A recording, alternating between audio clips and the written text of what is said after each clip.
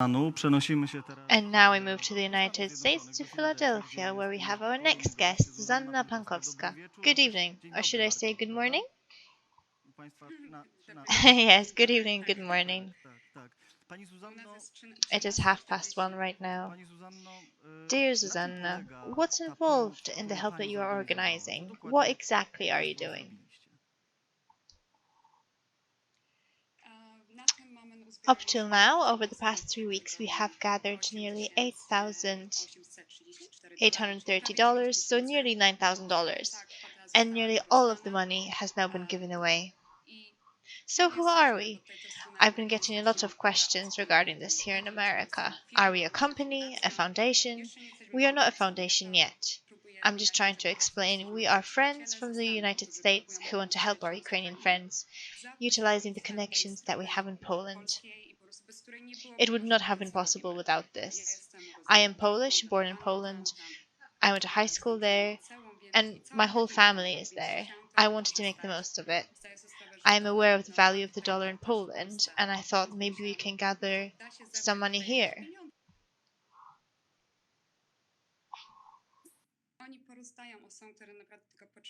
I was not expecting what happened next. Within 3 weeks, people have donated nearly $9,000.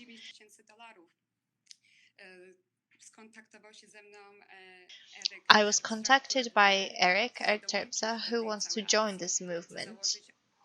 He wants to start a foundation here in America. The next step can be huge. We can really help a lot of people. Right now, as I said, all of this would not have been possible without having people on the Polish side.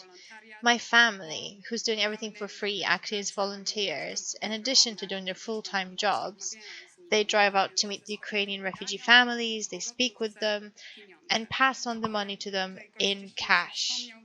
As the previous guest mentioned, there's a lot of help available now. So what can we do next? What do those people really need? Money. And maybe it's not that much money. Maybe if we give a woman her child 1,000 zloty, it's not going to change her life. But it will give her a sense of security, at least for a while. There are women that my mom and aunt and dad were talking to that, for example, came here with nothing. They came with 3 kids, a dog. The dog took up all the spare space in the boot. There was a woman that only had $100. A girl that had a heart operation done. Life was peaceful in Ukraine, and now all of a sudden you have to evacuate. There was a family from Crimea that already had to evacuate in 2014. They found new land in Ukraine. They invested time and love to have new life there. And now they need to evacuate again. These are the kind of people that we are striving to help. We want to provide tangible help. Right now, that means giving people cash. That's helpful. Right now in America, we are able to gather dollars. 100% of the gathered dollars are being given to the families that have found asylum in Poland.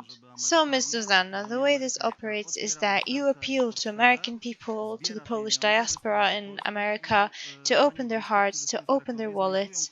You gather the money, you send it to Poland, and your close ones that are in Krakow find particular people, particular families, and they just draw out 1,000 zloty from the ATM for them and say, this is for you, this is for the hard beginning of being in Poland. Yes, that's how it works exactly. It just turned out that a lot of people here in the US feel quite helpless. We witnessed this tyranny that's unraveling in Ukraine, and people feel helpless, they're scared, they want to help. And yet here we are able to open this corridor of help. If anyone wants to spend $4 instead of buying a Starbucks coffee, they can buy a Ukrainian family a meal because $4 is 16 zloty. People wanted to do this. People wanted to help this way. Specific, tangible help. I document all of this. Thanks to my family in Poland, we are able to document all of this. We publish videos. And I'm not an influencer. But as the previous speaker said, people like to see real help.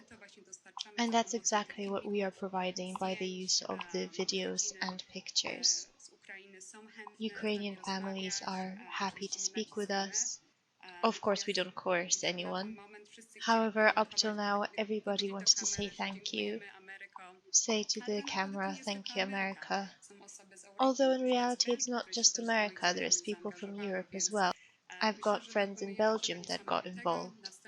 I think we are achieving something amazing here, and the next step is to open a foundation. We are planning to open this foundation with Eric, who is supporting this financially. Eric is an American of Ukrainian descent. He liked the initiative that I started, and we decided to build this platform for people who want to show this grain of humanity in this deeply sad time that we are experiencing. The perspective is different when we are right by the border, when the Ukrainian border is so close, just a few hours away. You are across the ocean. Is it possible to build this closeness when it comes to helping these people, despite the distance? To put it simply, for Americans that wake up so far away from the conflict, do they even care? Does it touch their hearts, their consciousness?